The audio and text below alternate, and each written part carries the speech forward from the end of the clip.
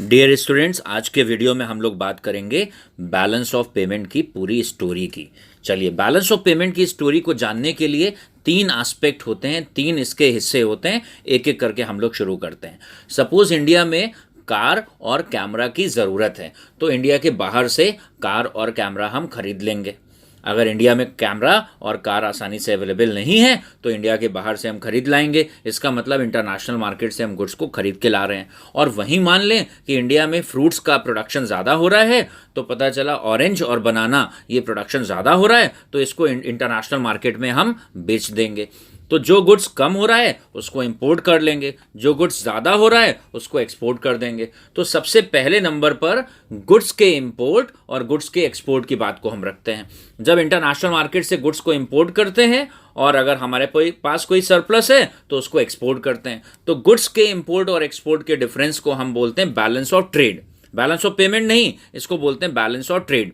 इसके साथ में दूसरा एस्पेक्ट होता है कि हम इंटरनेशनल मार्केट से कोई सर्विसेज या सॉफ्टवेयर्स हम ले सकते हैं। तो इसका मतलब हम सर्विसेज ले रहे हैं या हम सर्विसेज इंटरनेशनल मार्केट में दे रहे हैं। मीन्स हम कोई सॉफ्टवेयर खरीद रहे हैं या सॉफ्टवेयर बना के हम बेच रहे हैं। तो ये दूसरे नंबर पे डीलिंग हो गई। पहले हमने गुड्स को खरीदा और बेचा, अब हमने सर्विसेज को ऑफर करा या सर्विसेज को खुद हमने हायर करा।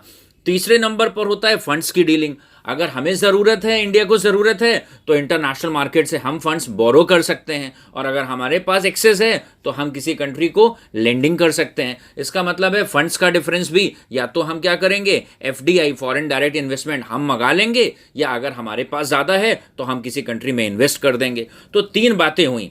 मीन्स इंटरनेशनल मार्केट से हम गुड्स के इंपोर्ट एक्सपोर्ट को बोलते हैं balance of trade, plus services का इंपोर्ट एक्सपोर्ट, प्लस बोरोइंग और लेंडिंग ऑफ फंड्स। इन तीनों चीज़ों का जब ओवरऑल डिफरेंस निकालते हैं, मीन्स गुड्स खरीदा बेचा, सर्विसेज इंटरनेशनल मार्केट में दिए और लिए, और हमने बोरोइंग करी इंटरनेशनल मार्केट से या हमने लेंडिंग करी, ओवरऑल जो भी डिफरेंस होगा, या तो हमें इंटरनेशनल मार्केट से पैसा रिकवर करना होगा या हमें इंटरनेशनल मार्केट में पैसा पे करना होगा। तीन चीज़ें हमने बात करी। गुड्स का इंपोर्ट एक्सपोर्ट का डिफरेंस, जिसको हम बोलते हैं balance of trade, plus services के इंपोर्ट एक्सपोर्ट का डिफरेंस, प्लस साथ ही साथ फंड्स के इनफ्लो और आउटफ्लो का डिफरेंस। नटशल में अगर इन तीनों का डिफरेंस पॉजिटिव है तो उसको हम बोलते हैं फेवरेबल बैलेंस ऑफ पेमेंट, और अगर इन तीनों का डिफरेंस नेगेटिव है तो उसको बोलते हैं unfavourable balance of payment. So balance of payment refers to the difference of all the economic transaction of a country with rest of the world. Balance of payment refers to the difference of all the economic transaction of a country with rest of the world. एक country का एक साल में पूरे world से जितने financial transactions हो रहे हैं उसका डिफरेंस फेवरेबल होगा या अनफेवरेबल होगा। तो सारे के सारे फाइनेंशियल ट्रांजेक्शन को जब एक साथ शामिल कर देते हैं तब जो टर्म बनता है उसको बोलते हैं बैलेंस ऑफ पेमेंट। और सारे के सारे मतलब वही तीन, गुड्स का आना जाना बैलेंस ऑफ ट्रेड, ये नंबर 1 हो गया।